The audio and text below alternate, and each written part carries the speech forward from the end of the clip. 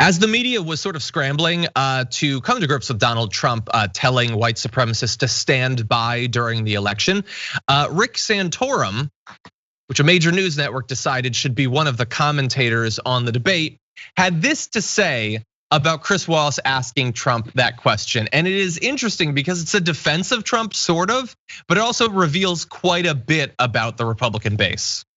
Owe a lot to Chris Wallace, because Chris Wallace asked those two questions, not Joe Biden. It was Chris Wallace who asked those two questions.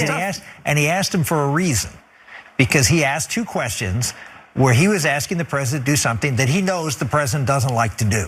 Which is? Which is say something bad about people who support him, right? What, declining violence?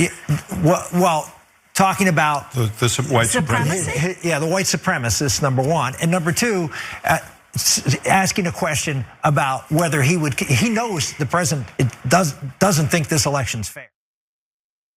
Okay, so just to be clear, Rick Santorum there is saying that Trump cares more about not offending white supremacists than about reassuring Americans that he doesn't support a second civil war of some kind.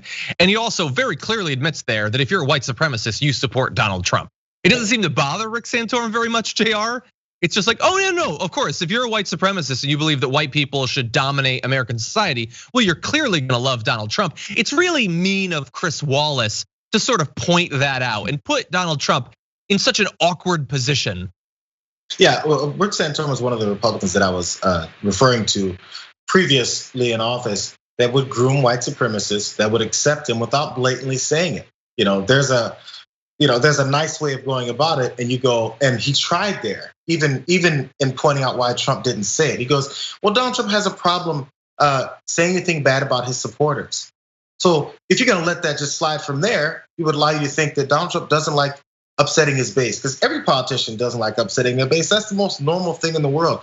He just doesn't want to say anything bad about his supporters. But previous to this, these years of Trump years, CNN would have allowed Rick Santorum to get away with that. And they would have said, yeah, you're right, he doesn't. And they wouldn't have pointed out, hey, but he's talking about white supremacists here, because Trump is blatantly saying it. So now you have to ask the question.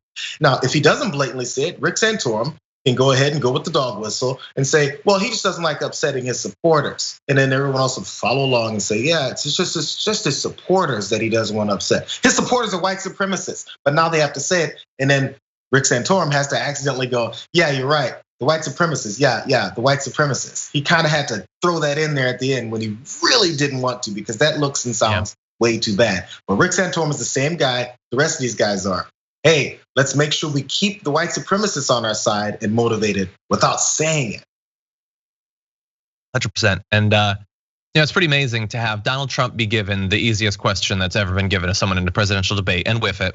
And in response to that, Rick Santorum is given the easiest job in political commentary to point out that that's awful. That's all it takes. But no, he had to be defensive because he's brought on there to defend Donald Trump, which makes him, in this case, as bad as Donald Trump. Because if you're okay with Trump not condemning white supremacy, you're really not that opposed to white supremacy, honestly. It doesn't really seem to bother you that much. You're a little bit more concerned about the decorum of the debate moderator at the worst, most embarrassing debate in American history.